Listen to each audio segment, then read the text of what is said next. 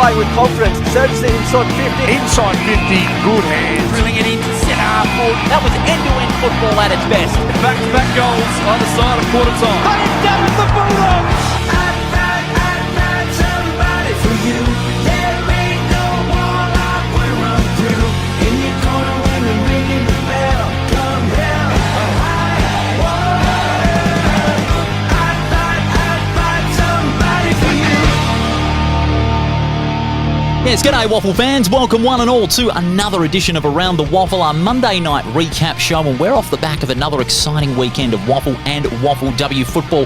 One that was as dramatic as anything, and a round that has shaped up the finals race to one extent, but not really to the extent of some fans were anticipating, because it is still a very open finals race.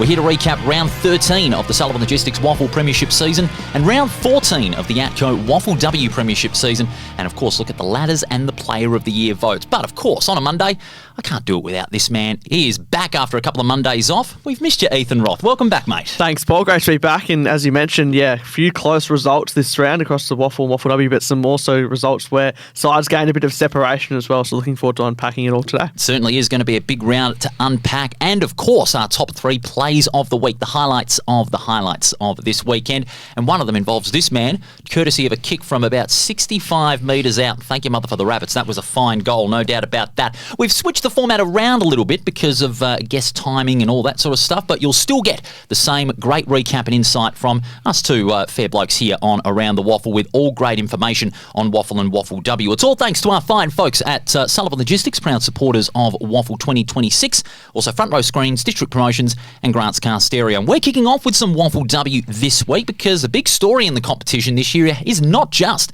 Swan Districts and Claremont. It's the Perth Football Club. In just their second season in the ATCO WAFLW competition, they are on the verge of a possible spot in the finals in their second year and under a coach with premiership experience. As you know, she was the coach of East Fremantle during their premiership days, and she has gone over to Perth to make sure that the Demons are still on that level of success to get them into the realms of the likes of Swan Districts and Claremont in the four in August of this year. Her name's Steph Walding, and she's good enough to join us here on Around the WAFL to kick off proceedings on our Monday night recap show. Welcome to the show, Steph. Great to have you on board.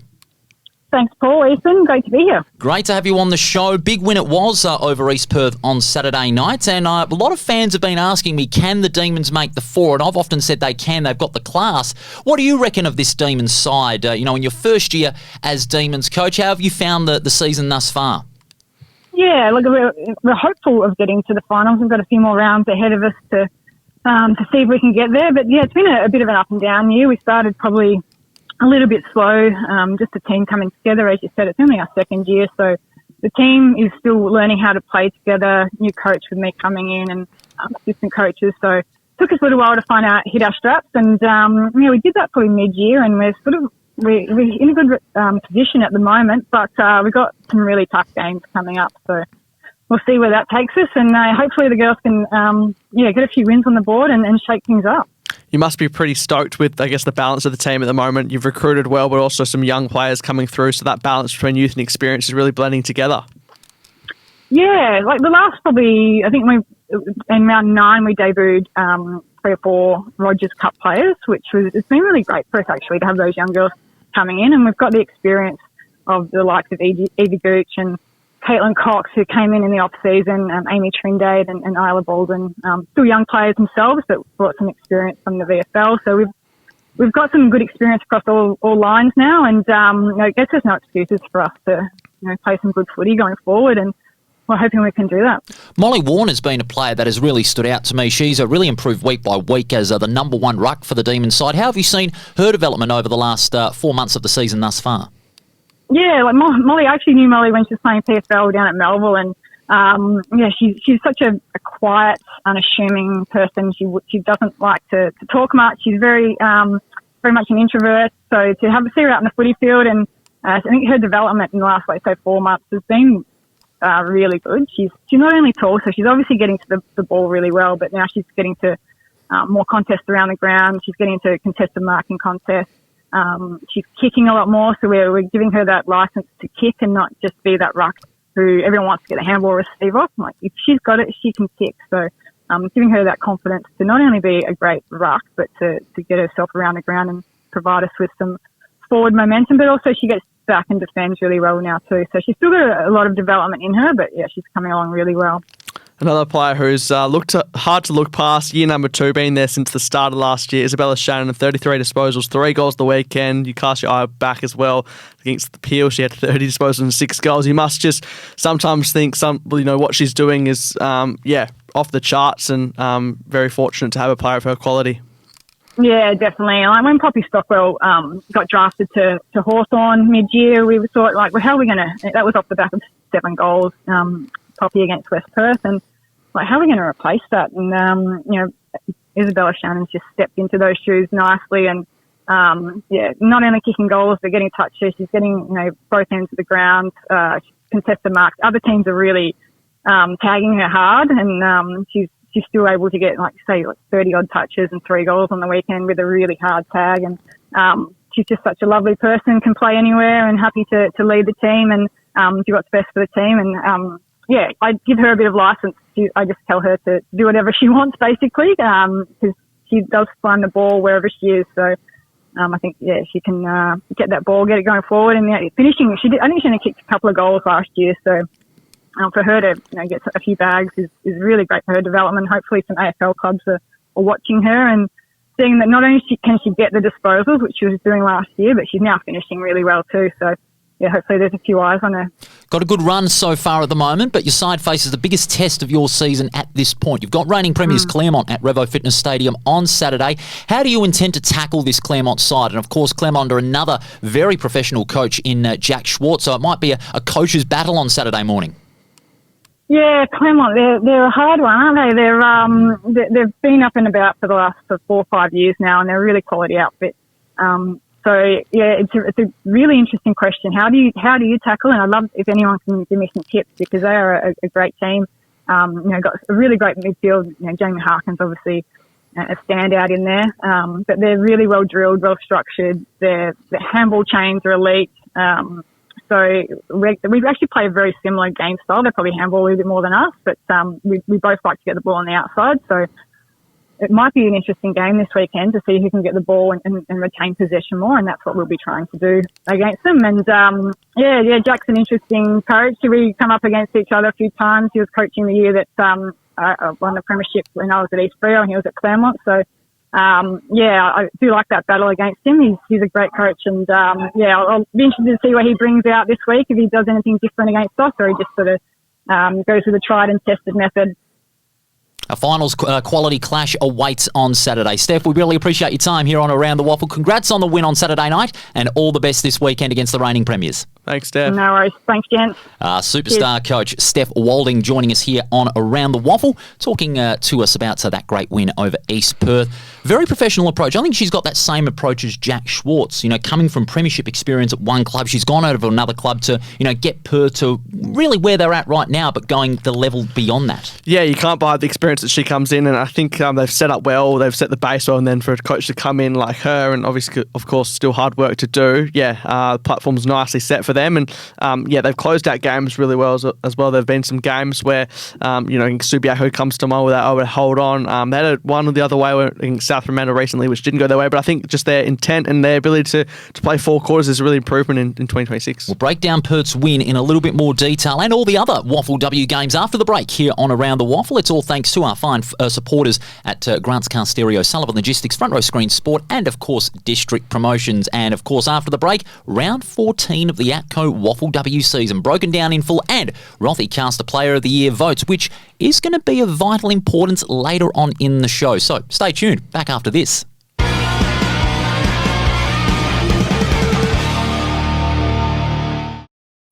Take it from me, great things happen at the Waffle. Valentine rides and goals. With free entry for kids, future stars on the ground, and a kick to kick at every break. The Waffle is where footy memories start and legends are made. Follow the Waffle on socials or get to a game.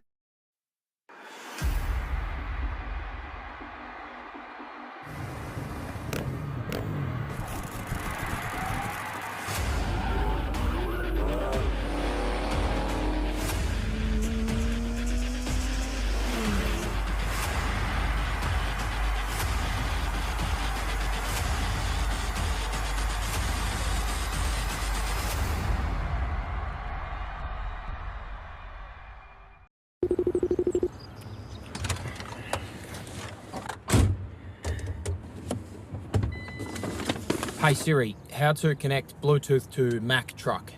Sullivan 2, what's your position? Just a midfielder, mate. On your left. Oh, come on, get out of the way.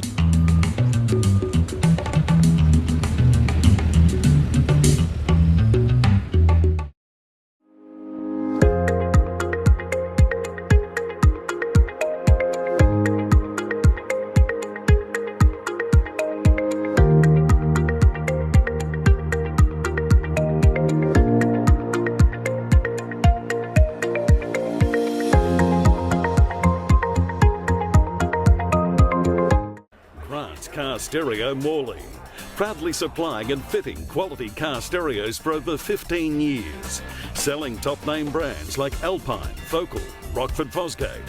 From a simple upgrade to complete custom systems, stop in and see Grant and the boys at 61 Russell Street, Morley, or visit us online at carstereo.com.au.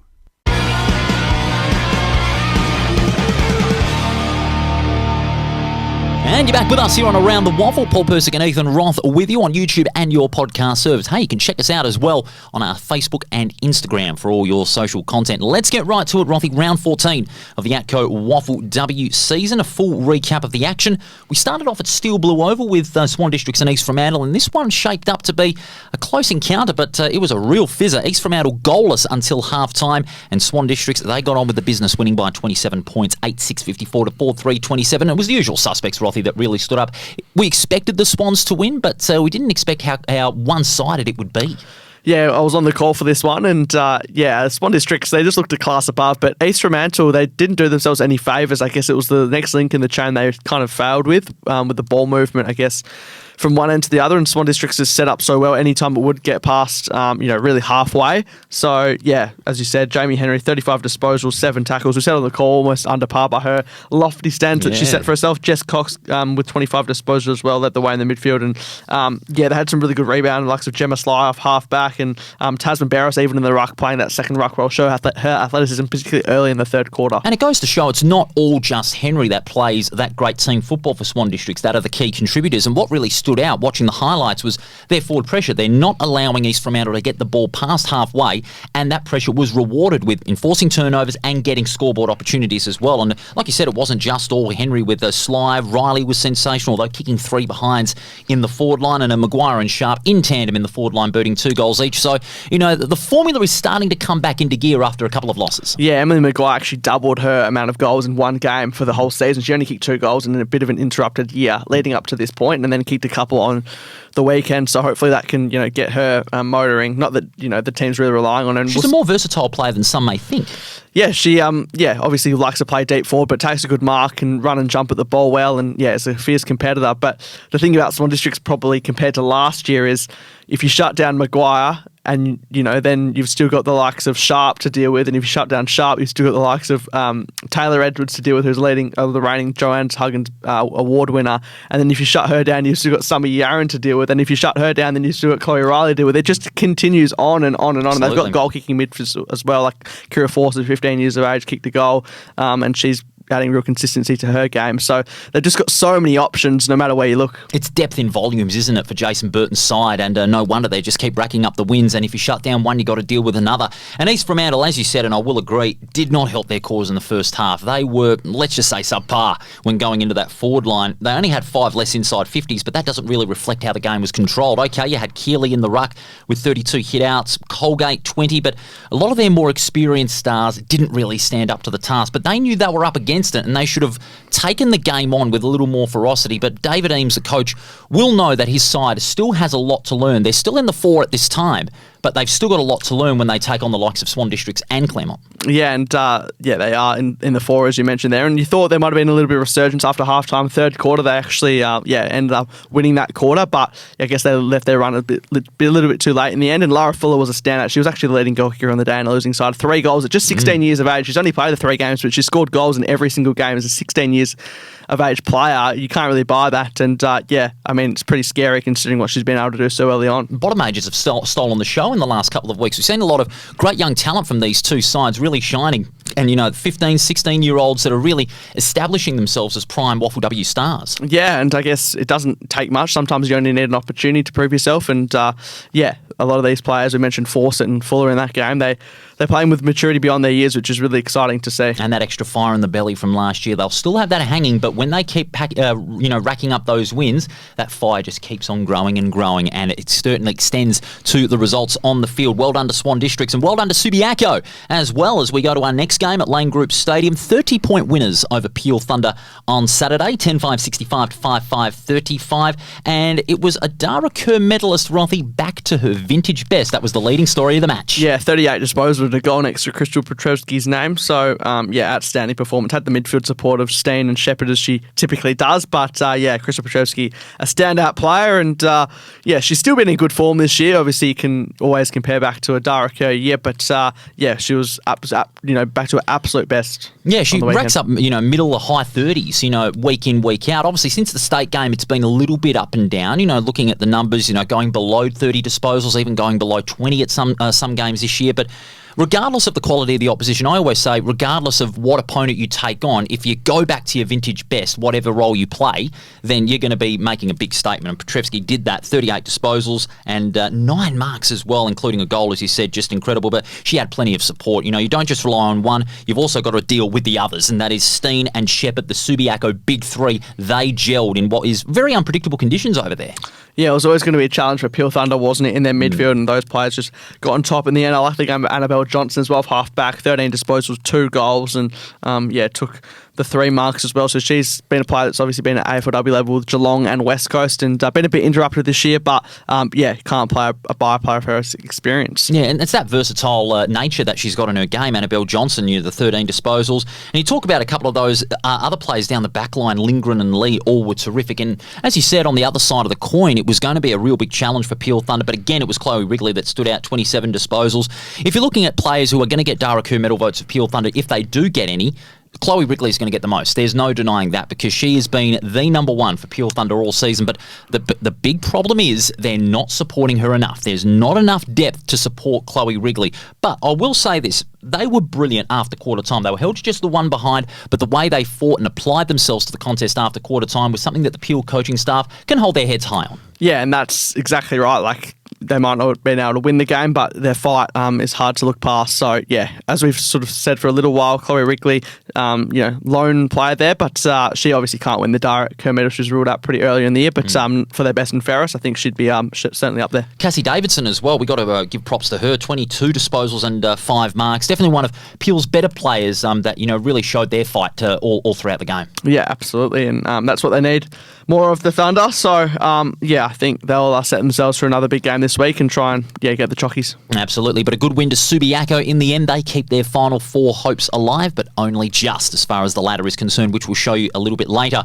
The Demons, aren't they on a roll? They got themselves back to the Final Four after this weekend. They won quite convincingly by 39 points over East Perth, 9-9-63 to 3-6-24. And as we spoke about with Steph Walding earlier on in the show, it's the rising development of the younger players, Molly Warren in particular leading the charge. And you talk about the likes of Holly Britton also shining as well. She had another big haul of disposals, and Isabella Shannon, the Dara Kerr medal runner-up, showing that she could be going one step better come the awards night in September. Another 30 disposals in a dominant outing. Yeah, she's really challenging Jamie Henry. Those two, probably separation between them and the next best players sky high at the moment. So 33 disposals, 3 goals, we've said, 7 tackles, so does it on the defensive end. And those recruits do well, but I think it's the players underneath that. So Alyssa Smogovic had 27 disposals in the end, 2 goals, hit the scoreboard. Another game into the likes of Jess Green as well up forward. So, they probably have got quite a big gap between those real experienced players at the top end and then the younger players coming through, but you wouldn't notice it at the moment. Well, you wouldn't, because obviously it's very versatile. It's a very mobile lineup because of the experience and youth that they've got in their side. And when you're looking at the experienced faces, I think the one that has really stood out but has gone underneath the radar is Evie Gooch, the former Peel player. She's played her role at halfback magnificently and can rack up the disposals like she's playing in the midfield. And she had 7 tackles as well. She got involved in the coalface, and if you're willing to step up and play those second roles, along with your standard primary role as a key defender, then you've done yourself a great job. So Gooch has been very impressive, more high to the expectations for the Perth Football Club. Yeah, absolutely. Former Docker, former Eagle, and experience hard to buy yet again. So she's lets her action do the talking off halfback. Absolutely. East Perth, to their credit, like Peel, they showed fight, but they just didn't have enough of it, especially against a Perth side that had a lot more to play for in this game. But you can't take away anything from the likes of Brooke Edwards. Her effort was brilliant: 14 hit-outs and 13 disposals and a goal to boot. You also have Lucy Greenwood, who's leading the charge with 27 disposals and 19 for Cara Spryle. And obviously, she's alongside a lot of young players, but she's really showing them how it's done, and really acting as that mentor on the field for the East Perth side. I'm sure the form that they're going through at the moment, East Perth, they'll be better for it long term. I think, they're grinding it out at the moment. They are doing it tough, but I think, we know that, they're still very new in this competition, and it can take a few years. I know that's not what they want to hear right now, but I think long term it's going to pay dividends. And I think particularly with someone like Greenwood, who's, was in her draft year last year, and she's carrying a bulk of that midfield. So, the experience that she'll gain from that, and, really playing above, what she should be doing really for a player of her age is worth its weight in gold. And we're going back to that chat with Steph Walding earlier about asking her if Perth can make the four. I'll ask the same question to you. Can Perth make the four? I think they can. Yeah, I think they can. Not sure they can do a heap of damage personally in August, but you only have to qualify, as we know, and sometimes you play with a bit of a free spirit that can bring the best out in you. So I think they can make the finals. I know a lot of people predicted that pre-season with what they were able to do last year, 3 wins in an inaugural season, and also the recruiting that they did. But we'll have to wait and see. Their ability to just stay in the moment is going to be really something they haven't had to deal with. So it'll be interesting to see how that sort of makes or breaks them. I will agree with you. I reckon they can make the four. They've got, enough class to do so, but it's all about taking on the likes of Swan Districts and Claremont and really pushing them to the limit. And Perth have got Claremont this weekend, and who knows, I reckon they might mount a bit of a challenge to the Claremont side, but you never know. And try chasing the Tigers in dominant form at the moment, because that's where we're going to go with next. 78-point winners over West Perth at Revo Fitness Stadium on a bright Sunday afternoon, 12-8-80 to 1-6-12. It was just pure domination from Claremont from go to woe, and West Perth had no answer. Definitely did not see this result coming in terms of the margin at all. I thought Claremont would win the game and be warm favourites, but they completely dominated West Perth. They piled on 80 points, and they restricted obviously West Perth to just the 1 goal in the end. So they were on right from the outset, and familiar names again. Harkin, Husband was really good in the ruck, 22 disposals, 29 hit-outs. Like the game of Georgia Webber as well. I think she's been a bit of an underrated player. I know we've sort of sung her praise a little bit on this show, but I think she doesn't probably get the plaudits that she deserves with some of those household names, but it's probably not the worst thing as well, being able to fly under the radar and just do your thing, let your footy do the talking. One of them that really flew under the radar this season, but has really found her home as a key forward, Beck Anderson. She kicked 3 goals and was dominant, gave the West Perth backline a real hard time. Yeah, she's up there, only behind Ash Sharp, I believe, in terms of goals kicked, and she was a player who sort of came in middle of last year and had a long-term injury which kept her out, but always been a talent and knows where the goals are as well, but it's what her ability to do the other stuff around the ground, be a chop out ruck and that sort of thing, where I think people are probably only just starting to notice her from an opposition perspective. Tell me about one of the goals. Rachel Ortlip kicked a great goal earlier on in the game, and then the finger point celebration. That is something you don't see every day. Not the first celebration that she's done this year, and might not be the last. She seems to like it, but obviously a footy backs it up as well. Multiple premiership captain, can do what you like when you've got the resume of her and a recent 150 gamer, but certainly got the juices flowing. And I mean, if you can do those celebrations and back it up how they did, I mean, I'm all for it. Oh, absolutely. She backs it up on the field, no doubt about that. And Claremont certainly backed up their words with great action. West Perth, this was a game that they would rather forget, if I'm being honest. They knew that they were going to be up against a juggernaut in Claremont, but, not a lot went right for them. Nothing went right for them. They didn't get first to the footy. Okay, they had 5 less inside 50s compared to Claremont, but, when you're looking at the lineup, they got, okay, it's a young lineup and still, going through the turnover. Norbury, Bitterfeld, Vandenhever, Power, Robus, Sophie Fisher, who had 17, and Arabella Nelson, who had 17. They just didn't really click. They just did not really click, and the conditions were ideal as well. Sometimes this can happen as well when players coming in and out of state 18s duties, and of course you're always going to welcome back a player like Arabella Nelson's quality and that sort of thing. But can't put it down to that. I think West Perth, we've sort of highlighted a bit this year. They are a bit up and down. They can be hard to read, and credit to Claremont, of course. But Sophie Fisher was their leading possession getter on the ground. Not really used to that. that, but credit to her for fighting out in the end. And just an off day completely for West Perth. They won't want to over catastrophize it a little bit at all, but I think you also got to highlight how well Claremont's team did, and to restrict, Huggett and a lot of the players as well for West Perth was pleasing for Claremont. It was a case of, Claremont being too strong rather than West Perth being, I don't want to use the A word, but awful, because that's how it looked, as far as West Perth are concerned, because Claremont, polished side, a lot of experience, and obviously they're the reigning premiers for a reason. So a great win to Claremont, 78 points in the end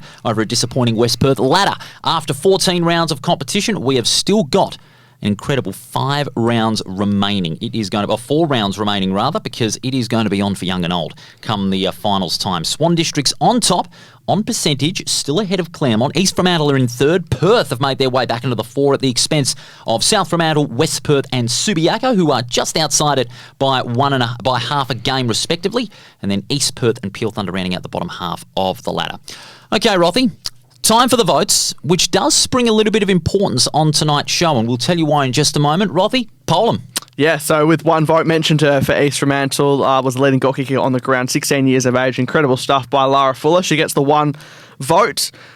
Jamie Henry, she's been in the votes all year. She comes in with 2 votes, 35 disposals, as we mentioned there, and just got better as the game went on. 3 votes from Claremont. Matilda Husband, over 20 disposals, close to 30 hit-outs. Anytime you do that as a ruck, you've had a dominant day, and she's taken another step forward, and for an experienced player, which is she's added real strings to her bow. 4 votes.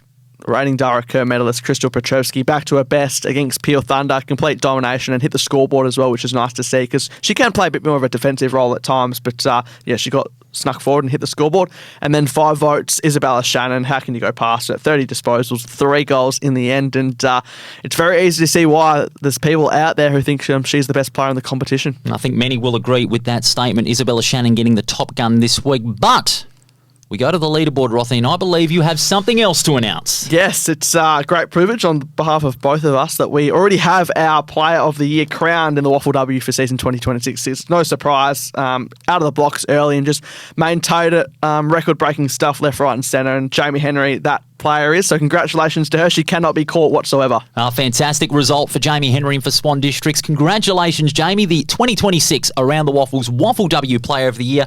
23 votes ahead of the nearest competition, Paige Shepherd, with 4 rounds remaining.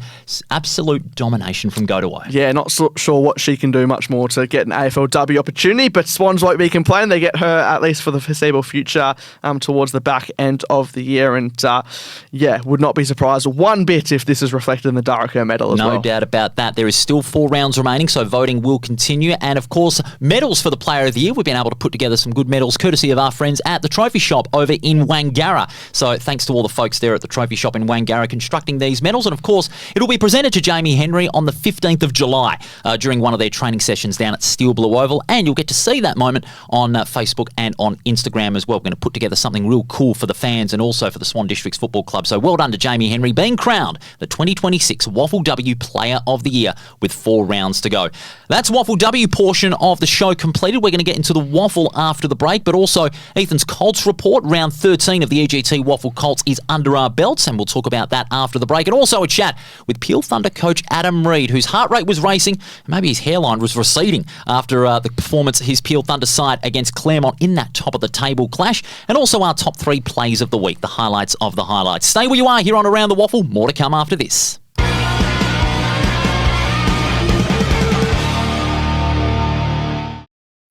Take it from me, great things happen at the Waffle. Valentine rides and goals. With free entry for kids, future stars on the ground, and a kick to kick at every break. The Waffle is where footy memories start and legends are made. Follow the Waffle on socials or get to a game.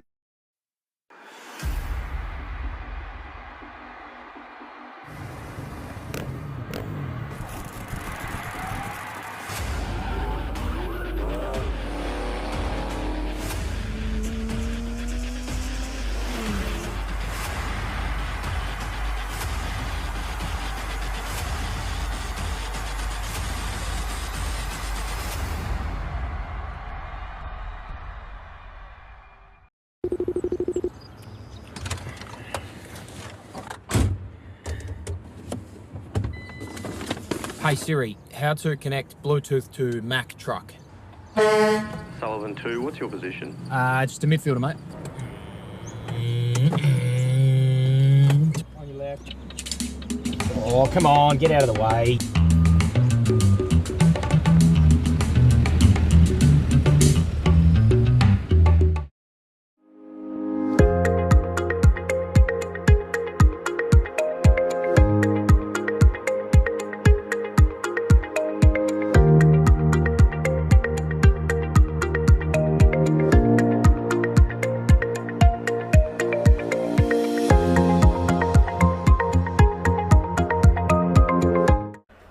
Car Stereo Morley, proudly supplying and fitting quality car stereos for over 15 years, selling top name brands like Alpine, Focal, Rockford Fosgate.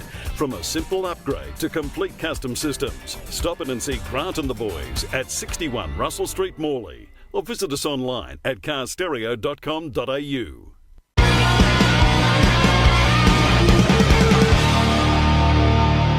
And you're back with us here on Around the Waffle for your Monday night recap show. Paul Persick and Ethan Roth bringing you all the action from the weekend. Adam Reid, the Peel Thunder coach, is on standby to talk about that thrilling win over Claremont, the top of the table clash. We're going to get to him in just a moment. But Ethan Roth, your Colts report first up. A full contingent of Colts action for round 13. And gee, there were a few crackers. Yeah, started on Friday night at Lane Group Stadium. I was on the call for this one, and scrappy game. Claremont came through with the goods. They had 10 inclusions out there, and it worked wonders in the end. They won 5-17 to 5-8. Bit inaccurate in the end, but sometimes you just have to win ugly, which is what the Tigers did. Then moving our attention over to Saturday, it was Perth, who continued to just build this season. Obviously, they came off a surprise win over South Fremantle the week before, but they were able to back it up here with a 22-point win over the Royals, and great performance by them. South Fremantle, they did bounce back against Subiaco. That was much needed. They won by 15 points against Subiaco in the end, and had a stack of contributors there at Fremantle Community Bank Oval. Slow start to that one, but they worked their way into it towards the middle of the game. And then closing it out on Saturday night, I was on the call for this one as well.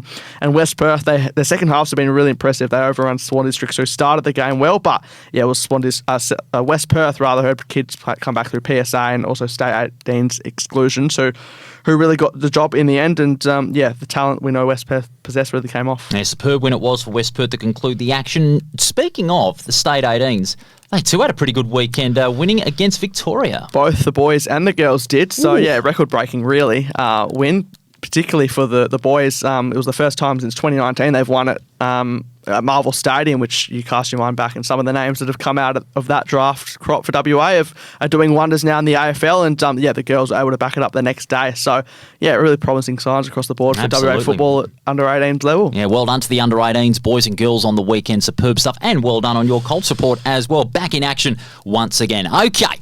Waffle time now, and the Peel Thunder side, they stand alone at the top of the ladder, but on Saturday they searched for a riddle, and Aiden was the answer, kicking the match-winning goal after the siren. And we must spare a thought for the Peel Thunder coach as well.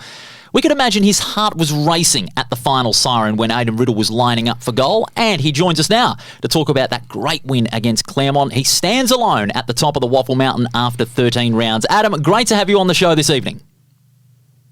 G'day, lads. Thanks for having me. How's the heart rate now after some 48 hours after that amazing thrill ride in the last quarter when your side was 9 points down with a couple of minutes to go, and then Aiden Riddle bobbed up with a clutch mark and goal after the siren to win it? Yeah, it's settled down, thankfully, back to its normal beats per minute. But, look, when we gave up that goal in our D50, I think it was the 24-minute mark, I thought we were probably shot, but to the boys' credit, they stuck to the plan and they were able to execute in those dying moments. I reckon we want to follow up on something, because we had a chat during the pre-season, and this was highlighted so well in that last quarter to be a mentally tougher side than last year, and it really was evident in that last quarter. 9 points down, a couple of minutes to go, and your side just never gave up the fight. Yeah, it was pleasing, especially, look, obviously early in the year we lost those two games by a point, and even our round 2 clash against Claremont, we went down by only 11 points. So we've been in some tight situations this year where we haven't quite been able to execute in those positions. So to be able to do it, and to do it against a really battle-hardened side like Claremont was incredibly pleasing. Never in doubt, Aiden Riddle? Well, he did miss one from closer earlier in the game, so I did speak to, as he took the mark, I said to Jeff Valentine, the bench coach, well, at least he's had a sider. And look, to his credit, watching him from the box, he stuck to his routine. He didn't change anything, and he was able to kick straight, which was great for him as well. Pretty good week as well, coming off the back of a contract extension with Fremantle. And on that, there's been quite a bit of noise in recent times about, Peel Thunder and Fremantle's alignment, and I guess, people always have their opinion on it, but you must be really impressed with, I guess, the guys, whether it be the local guys or the Freo players, who just get on with business and stick together and, really just unite. Yeah, look, it sounds cliche, but we try not to buy into the outside noise. We just focus on ourselves and doing what we can each day and each week to get better. And so, yeah, it's really pleasing. And I mean, look, from a local perspective at the moment, our depth is being tested. We've got quite an injury list. We've got a few guys that will be returning either this week or post our bye, which will be great for the back end of the season. But to see a few guys come in late on the weekend in Louis Colton and Josh Mathy and Taj Wybird, really pleasing to see them step into league footy and be a part of that win. You had 4 outs in that game. Walters from injury, Nichols also with injury, and Tuia and Sharp with illness. Obviously, that could have been a big test to your depth with 4 high-quality players in the side, but you talked about those replacements, Colton and Wybird. They all really stood up to the task in their absence. Yeah, and look, it was an unusual 24 hours leading into the game, right? So, again, bringing it back to we want to be a mentally resilient and tough team. Like, all of those things are distractions. So to be able to work through 4 late changes like that and to good personnel, guys that have Jeremy Sharp's obviously having a good season, and Scott Tuia, is one of our most consistent players, and Chuck's been duking him, and Ducky Walters showed some good touches early in the game against West Perth. So to be able to deal with those distractions and work through them and be able to come out and execute, that's a really pleasing part of the culture we're building. You must be looking forward to the clash this week against East Fremantle, a side who have been able to, show that they're, up with the best teams this year. Been a bit inconsistent themselves, but no doubt they'll be bringing their best back at home this Saturday. Absolutely. And credit to Bill and the coaching team and their leaders. At the start of the season, they were dealt some bad hands with injuries and whatnot. And I mean, round 1 we played them, and we were lucky to get out of that game. They were ultra competitive. They come out firing, and they lost Jack Avery in the first quarter that day, and they came back at us hard in the last quarter. And they've won some games here and there. They've been ultra competitive, and they're hard to beat at Good Grosser Park. I never take them lightly. I've got a lot of respect for, like I said, for Bill and their coaches and their leaders, their experienced players like Cam Erdley and Cole Baskerville and Harry Marsh and those guys that I've worked with in the state program. So we're going to have to be at our best, that's for sure. Big game on Saturday over there at Good Grosser Park against the Sharks. Thanks for your time, Adam. Congrats on the win on the weekend as you and Peel Thunder stand alone at the top of the WAFL ladder. All the best, mate. Thanks, fellas. Thanks for having me. That was Cheers. Adam Reid, Peel Thunder coach, and of course the leading coach in town at the top of the ladder, joining us here after that win against Claremont. We'll recap that game in a little bit more detail after the break here on Around the Waffle. All thanks to the fine folks at Grants Car Stereo, Sullivan Logistics, Front Row Screen Sport, and of course the district promotions over at East Vic Park. And thanks to once again our friends at the Trophy Shop for helping us engrave and design our medals for the WAFL Player of the Year. Because as you heard moments ago, Jamie Henry won the WAFLW Player of the Year as well, with 4 rounds remaining. So stay where you are. Round 13 WAFL recap after this.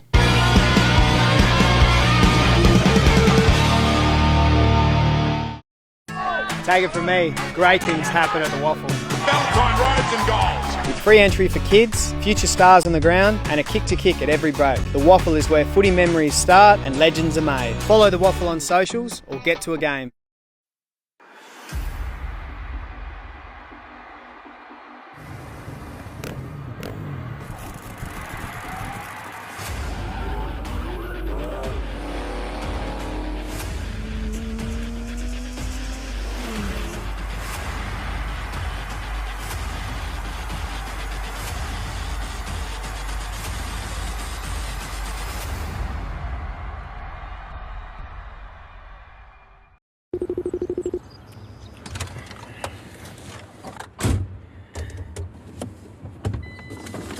Hey Siri, how to connect Bluetooth to Mac truck? Sullivan 2, what's your position? Just a midfielder, mate. On your left. Oh, come on, get out of the way.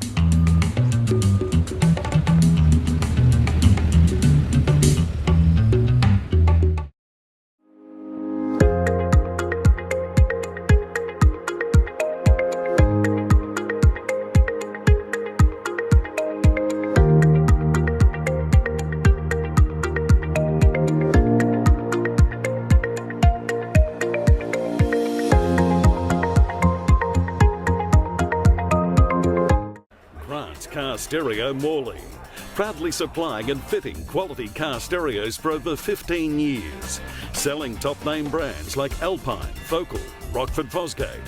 From a simple upgrade to complete custom systems, stop in and see Grant and the boys at 61 Russell Street, Morley, or visit us online at carstereo.com.au.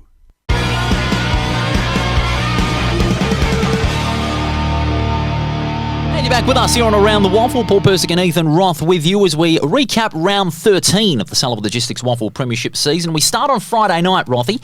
It was a big first half between West Coast and East Fremantle. Sharks led by 2 goals. They had the experience of Harry Marsh back in the side, but then the Eagles, they clicked into top gear in the second half. They kicked an astonishing 11 goals to 3 and sewed up the game by 39 points. And it gives them a possibility of making the 5. Yes, and it was a seesawing game, wasn't it? I think, East Fremantle got off the box early and you thought, oh, hold on, they're on here. But then West Coast, they got it back on their terms, certainly, and kicked goals in droves, really.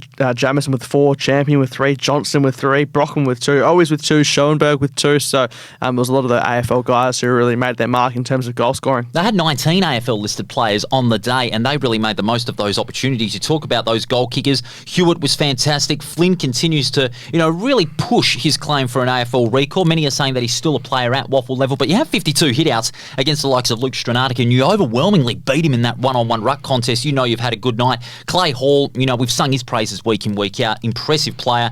And Finley McRae, I thought that was his best performance. Okay, he didn't have anything beyond the 30 disposals that he had, but the way he used the football out of the centre clearance was just brilliant. He adds great depth to this team, and that's what they were sort of after. And I know he's on the AFL list and he'd have ambitions to debut there, but I think at a minimum, it just rounds out their Eagles waffle depth nicely. So he was a key contributor on the night, and the Eagles, they would have been disappointed obviously that Friday night game against East Perth, which didn't go their way. They would have been needed to bounce back, which is what they did. And I think that motivation, they wouldn't have had to search too far and wide in that second half based on the previous week. No doubting that. Kyle Horsley really instilling that message that you've really got to go out there and apply yourself 100% to that contest, and that's exactly what they did.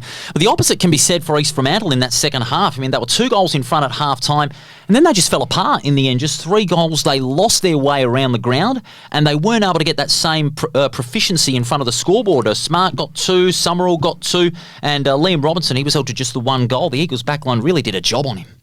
Yeah, they sure did. And he's been, really good form. He's been a hard player to shut down. So for them to do that the way that they did, they'll be really pleased with that. Their finals hopes do take a bit of a dent, but we must realise it's still pretty open out there. So East Fremantle can still make the 5, but, they've got to produce efforts a little bit better than that. Obviously, it's a new look lineup, from the outset of the year. They've been dealt bad hands, as Adam Reid said earlier, with injury, but, they've still got a lot of good experience in their side. Marsh 24, Erdley 28, and Oscar Smart, as we mentioned, with a couple of goals, but, the likes of Rankin, Jansen, and Tom Grills, okay, he's only been in the league side for a short time. They're below their best. Yeah, they'll get better though, and I know it's probably a bit of a long-term approach. And I think probably they're beginning to tire a little bit, East Fremantle, with a young group, like it has obviously getting towards sort of the tougher months of the season in terms of that grind period. And they probably just... as simple as it sounds, didn't play 4 quarters of footy. They couldn't match up what they did in the first quarter beyond that, really, apart from, a couple of goals late. No, you're exactly right. The West Coast Eagles, they played the better football in the second half and deservedly getting the Chocolates by 39 points at Mineral Resources Park on Friday night. And then Saturday, another indication of how drunk this season has become. Claremont led Peel Thunder by 22 points at half-time. Peel slowly came back in the third quarter, and then After the siren, Aiden Riddle goal to break Claremont hearts and give the Thunder standalone status at the top of the ladder, 8-11-59 to 8-8-56.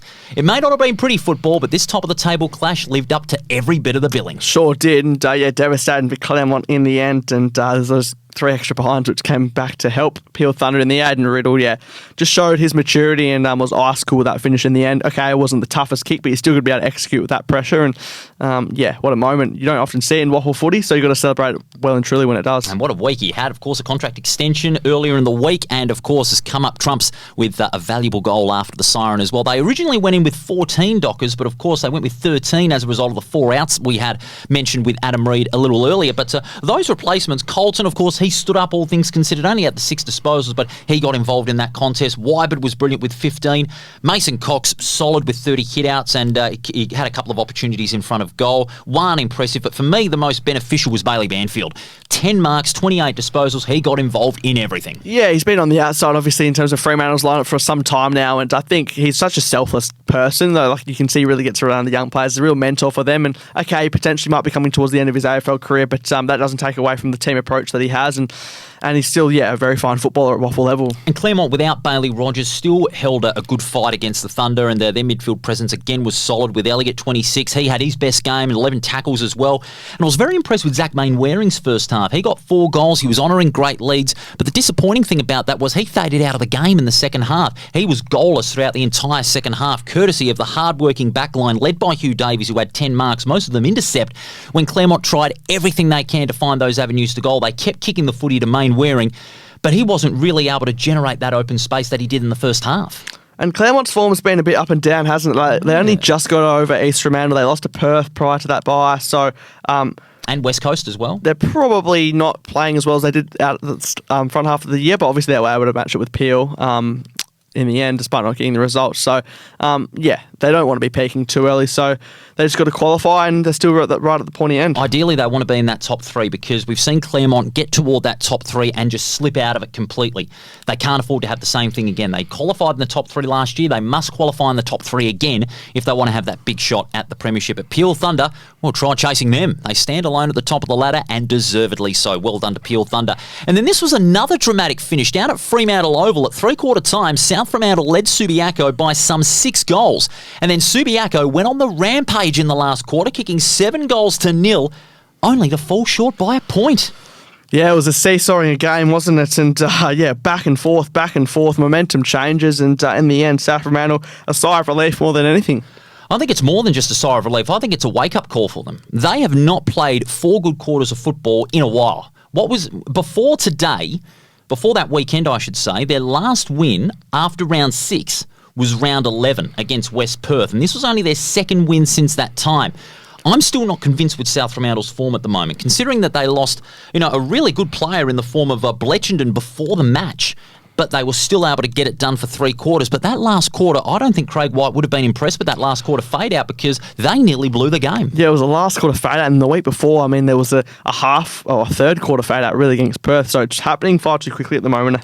I guess we might have thought they were sort of building a dynasty, which obviously they still can, matters in their own hands. But they're getting challenged a lot more than they did last year, that's for sure. They certainly are, because they've lost about half of their players that were in that premiership last year, some through to retirement, some due to injury, and some through gallivanting through Europe. But, you still have your established players like Floronica with 26 disposals, Hamish Free in the ruck with 27. Good to see him back in prime form.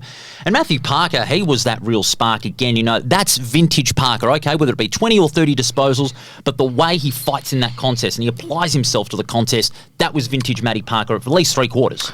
Yeah, and he'll only get better. He's only just come back as well, so that synergy and that consistency, he's going to have to take a little bit of time, as anyone would. So, but he got back to some of his best footed 22 and goals, you said. Subiaco on the other side, Blight again was exceptional with 20, Corbett with 21, Clark with 12, and had 8 tackles as well. And Richard Bartlett, he's finding himself as that prime small forward. He can really move around that forward line and cause any backline headaches. He was no exception this past weekend with 3 goals. Yeah, back and forth between the reserves and the league. league for him, but anytime he plays at league, I feel like he almost does better in a way, and he can bob up like he did in quick succession. And it shows that they can take the fight to the top sides. They can fight with East Perth. They can fight with Perth. They can fight with Claremont, and they can fight with South Fremantle. So those other sides in the top 5, they better have eyes at the back of their head for Subiaco if the Lions make the 5. Yeah, and I guess they would still be very disappointed with this result, though. Like, they were in a position to win the game, but I feel like positives left, right, and centre still for them. And they're continuing to build. It's just being able to maintain it when they get a run on. Absolutely. Now we go to the next game at Sullivan Logistics Stadium. No Brayshaw,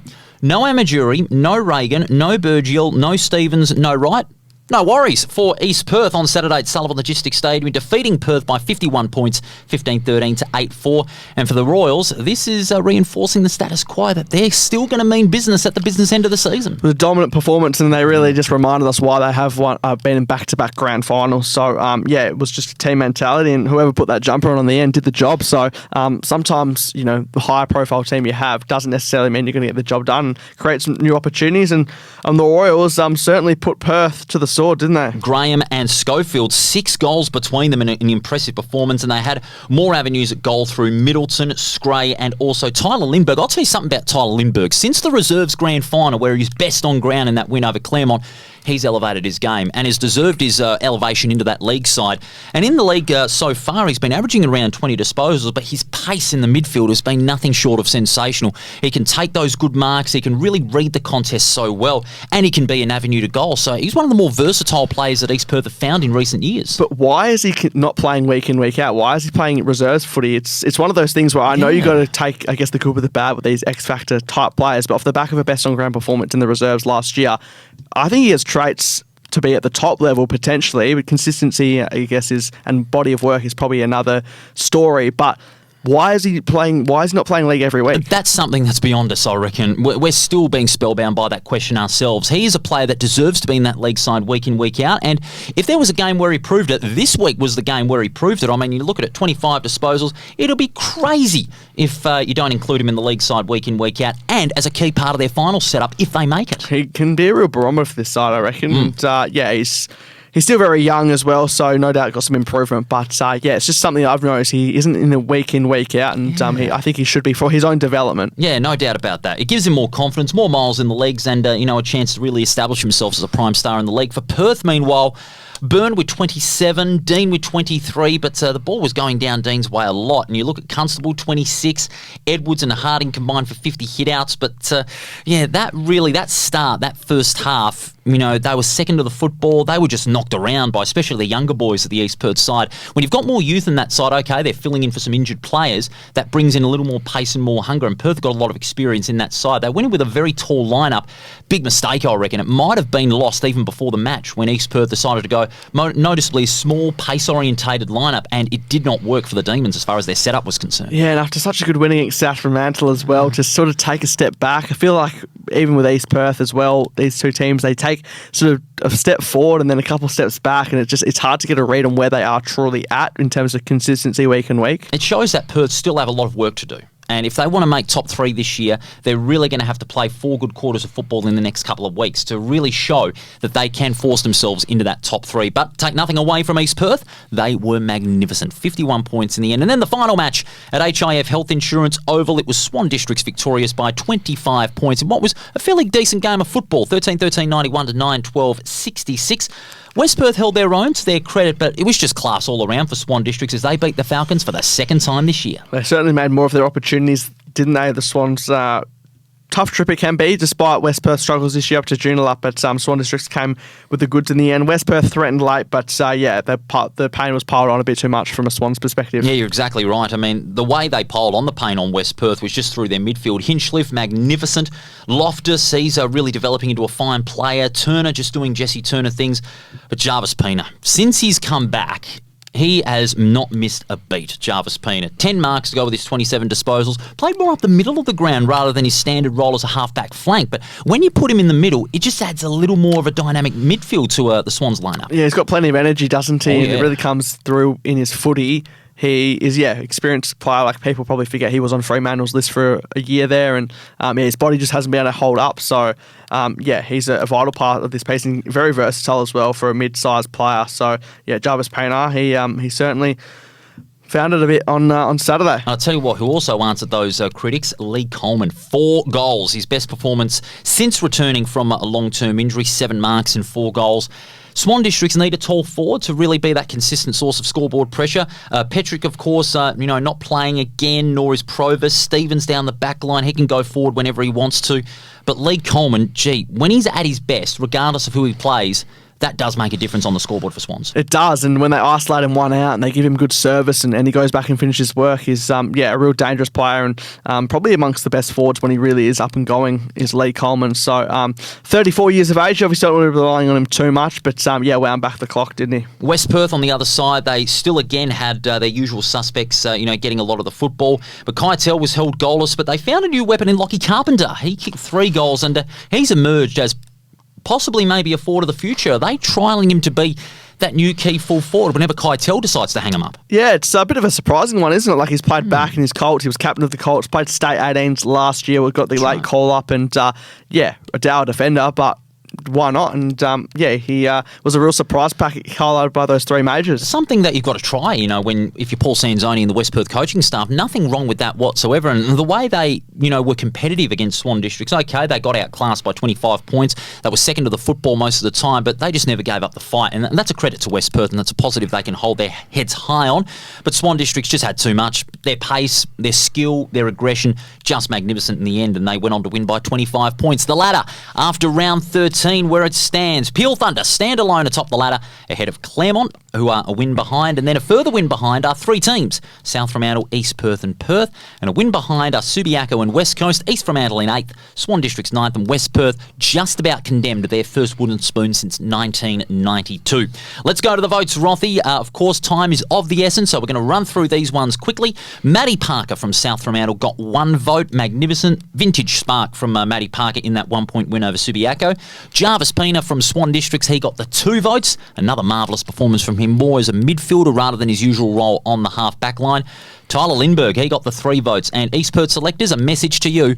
Put him in that league side consistently on a weekly basis. He will do you a great job. Bailey Banfield from Peel Thunder, he gets the 4 votes. Just worked overtime in the middle for Peel Thunder in that thrilling win over Claremont. But the top gun this week, he was a stunner on Friday night. Finley McRae from the West Coast Eagles. He gets the 5 votes and a job well done to him. Finley McRae certainly going to be a great servant for the Eagles in the future, no doubt about that. The leaderboard after 13 rounds of competition, this one is still open at this stage because we've got 4 players on double-digit votes.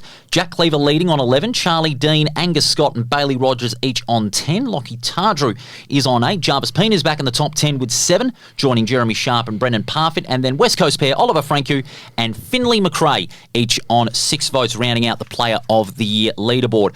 Plays of the week before we go, Rothy, and we'll start off with one that you were involved with. What about the barrel from Luca Boxar and the Colts on Saturday? On halftime siren as well. Got the 50-metre penalty, and he's a long kick. We know that on the run, but couldn't have belted it any better, and it cleared the fence quite easily. In the end, they got into Swan Districts, and really, you don't want to put it down to that, but I think a lot of momentum into the main break, which ultimately, set the way for the win in the end. It's those little moments that can make such a big difference as well. The second play is actually a tie, and it's both in the WAFLW. Crystal Petrevsky back to her best, 38 disposals was 1.